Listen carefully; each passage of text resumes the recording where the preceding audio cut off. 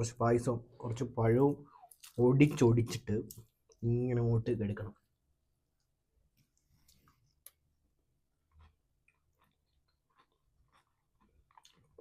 ഇപ്പം ഇങ്ങനെയാണ് നമ്മൾ പഴവും പായസവും കൂടി കഴിക്കുന്നത്.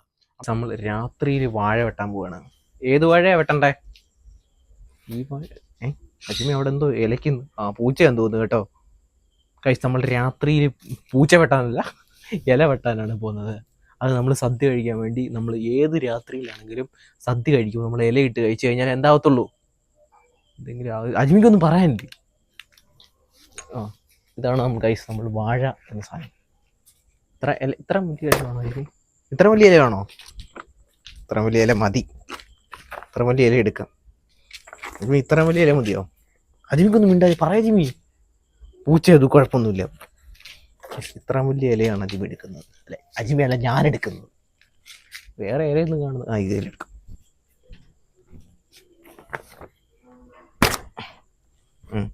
നമ്മൾ ഇല എടുത്തതിന് ശേഷം ഇല നല്ലോണം കഴിയണം. അജിമി എൻ്റെ കൂടെ വന്നു. ഇല നമ്മൾ കഴിയുമ്പോൾ ശ്രദ്ധിക്കേണ്ട കാര്യമെന്ന് പറഞ്ഞാൽ ഇലയുടെ രണ്ട് വശവും ഇത് ലൈറ്റ് അടിക്കണമല്ലോ, അല്ലെങ്കിൽ ഇലയും പോവും ഇതും.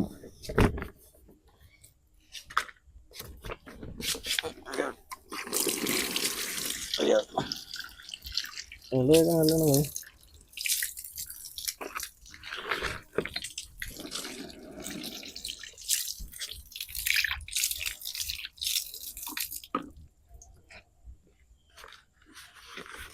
ഓക്കെ, ഇനി നമുക്ക് കഴിക്കുന്നതിലേക്ക് കടക്കാം. പച്ചടി വന്നു. അടുത്തത് നമുക്ക് എന്താ സാധനം? പച്ചടി. ഇതെന്ത്? ഇഞ്ചിയോ? ഇതെന്ത് സാധനം? അടുത്തത് നമുക്ക് പയർ വെക്കാം. അടുത്തത് നമുക്ക് അവിയൽ വെക്കാം. അവിയൽ വെച്ചിട്ട് അജിമിയുടെ പാത്രത്തിലോട്ടും കുറച്ച് അവിയൽ വെക്കുന്നു. അടുത്ത എൻ്റെ പാത്രത്തിലോട്ടും കുറച്ച് അവിയൽ വെക്കുന്നു. അജി ഒന്നും കൂടെ പറഞ്ഞേ. സാധനങ്ങൾ കുറച്ച് കൊടുത്താൽ മതി. എനിക്ക് കുറച്ച് കൂടുതൽ കിട്ടും. ചോറ് വെക്കാം. നമുക്ക് ചോറ് വെക്കാം. ഇത് കുറച്ച് ചോറേ വയ്ക്കത്തുള്ളൂ. പൂച്ചക്കുഞ്ഞിൻ്റെ ഇത് കുറച്ച് കൂടുതൽ ചോറാന്ന് തോന്നുന്നു കേട്ടോ. ഇതിനും കൂടുതൽ പൂച്ച ഇപ്പൊ കുറച്ച് കൂടുതലാന്ന് തോന്നുന്നു. പക്ഷേ നേരത്തെ പൂച്ചയുടെ അത്ര തിന്നത്തുള്ളായിരുന്നു.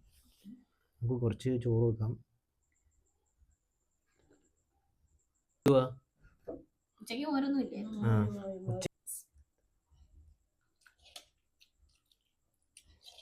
മതി ഇത്ര ഉള്ളോ? കഴിഞ്ഞോ? നമുക്ക് ഇനിയും പായസം അല്ലല്ലോ. എന്താ അജ്മി? അടുത്തത് നമുക്ക് കുറച്ച് ചോറും കൂട്ടി കുറച്ച് ഇറച്ചിയും വെച്ചിട്ട് നമുക്ക് കഴിക്കാം. നമ്മളെന്താ എന്തു അജ്മി? നമ്മൾ ബിരിയാണി കഴിച്ചാലും മന്തി കഴിച്ചാലും കുറച്ച് ചോറും വെച്ചിട്ട് കുറച്ച് അവിയലും വെച്ചിട്ട് കുഴച്ചങ്ങോട്ട് കഴിക്കണം. അപ്പൊ കിട്ടുന്ന ഒരു സുഖം.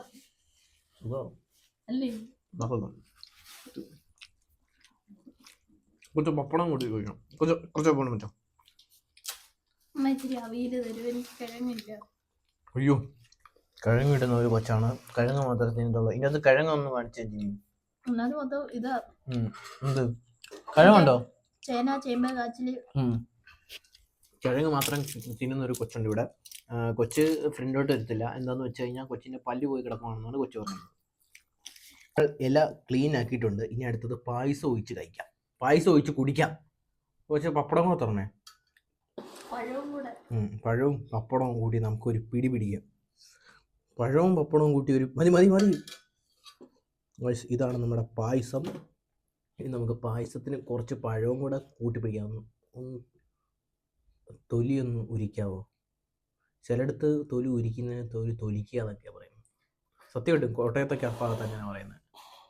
കോട്ടയം തിരുവനന്തപുരത്താണ് അവന്മാരങ്ങനെ പറയുന്നത്. അവർ ഏത് ജില്ലയിലാണ് ആ ഭാഷയിൽ ഉപയോഗിക്കുന്നത്?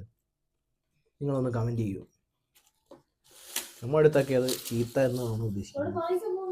പായസം നമ്മൾ പോവുകയാണെങ്കിൽ പിടിച്ച് അതിനെ ഇങ്ങോട്ടാക്കണം. എന്നിട്ട് നമ്മൾ ഒരു പിടി പിടിക്കണം.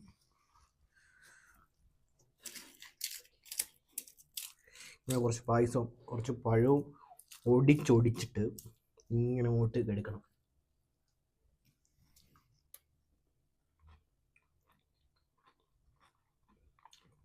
അപ്പം ഇങ്ങനെയാണ് നമ്മൾ പഴവും പായസവും കൂടി കഴിക്കുന്നത്. അപ്പോൾ നമ്മുടെ ഇന്നത്തെ വീഡിയോ ഇഷ്ടപ്പെട്ടെങ്കിൽ ലൈക്ക് ചെയ്യുക, ഫോളോ ചെയ്യുക, ലൈക്ക് ചെയ്യുക, ഫോളോ ചെയ്യുക. പ്രശ്നം എന്താണെന്ന് വെച്ച് കഴിഞ്ഞാൽ നമ്മൾ യൂട്യൂബിൽ സബ്സ്ക്രൈബ് ചെയ്യുക എന്ന് പറയുന്നത് അത് ചിലപ്പോൾ ഡൗട്ട് അടിക്കും. അപ്പോൾ സബ്സ്ക്രൈബ് എന്താണ് അഞ്ചു പറഞ്ഞോ ഫേസ്ബുക്കിൽ ലൈക്ക് ചെയ്യുക, ഷെയർ ചെയ്യുക, ഫോളോ ചെയ്യുക. സബ്സ്ക്രൈബ് അല്ല, ഫോളോ ചെയ്യുക. അപ്പോൾ നമ്മുടെ മറ്റൊരു വീഡിയോ ആയിട്ട് നിങ്ങൾക്ക് ഗുഡ് ബൈ.